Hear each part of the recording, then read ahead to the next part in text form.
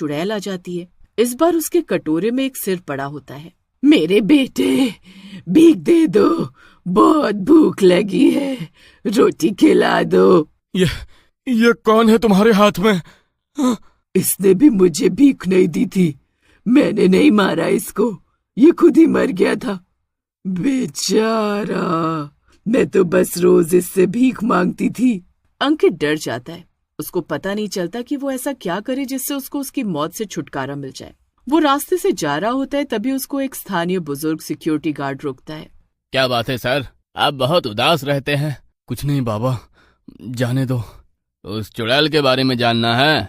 अंकित चलते चलते एकदम से रुक गया। उसको ऐसा लगा जैसे किसी ने उसके दिल की बात समझ ली है। कौन है वो औरत? बाबा, आपको पता है क्या, मैं बहुत परेशान हूँ, मैं जीना चाहता हूँ, मेरे घर वालों को मुझसे बहुत उम्मीदें हैं। गार्ड ने अंकित की बातें बहुत ध्यान से सुनी और फिर एक लंबी सांस ली। तब तक अंकित चिल्लाया, देखो बाबा, वो फिर आ गई, मुझे देखकर हमेशा ऐसे ही हंसती है ये। चुड़ैल ठीक अंकित के सामने खड़ी होती है, लेकिन जब बाबा घूमे तो उन्हें वहां कोई नहीं दिखा। मुझे कुछ दिखाई नहीं दे रहा है, लेकिन मैं तुम्हारा दुख समझ सकता हूँ बेटा। ये कौन है बाबा, मुझे क्यों नहीं छोड़ रही है? उसका नाम गुलबानो था। 90 के दशक में यहाँ फुटपाथ पर झोपड़ी में रहती थी। उसका पति मरा, बेटा उसे छोड़ गया। वो हर दिन एक ही चीज मांगती, रोटी। लेकिन लोगों ने उसे पागल कहकर मार डाला। कहते हैं मरने से पहले वो चिल्लाई थी कि जो मुझे भूखा छोड़ेगा मैं उसे भूख में जला दूंगी। उस रात अंकित के सपने में वही औरत आई।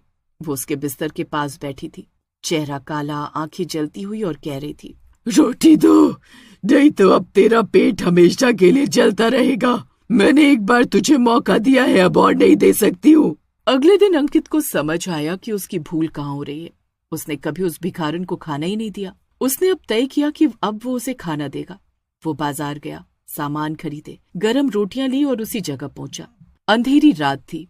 वो औरत फिर दिखी, इस बार और भी डरावनी पर शांत। अंकित ने खाना उसकी प्लेट में रख दिया। उसने मुस्कुराते हुए कहा, अब भूख नहीं रहेगी, लेकिन तुझे हर भूखे को खाना देना होगा, नहीं तो मैं फिर लौटूंगी। और वो हवा में विलीन हो गई। अब अंकित ने ऑफिस के बाहर एक फ्री फूड स्टॉल लगाना शुरू किया है। हर शुक्रवार वहां सब्जी और रोटी जरूर होती है, और जब भी किसी फ्लैट के बाहर कोई आधी रात को भीख मांगते दिखे तो वहां से भाग जाओ, क्या पता वही चुड़ैल आई हो।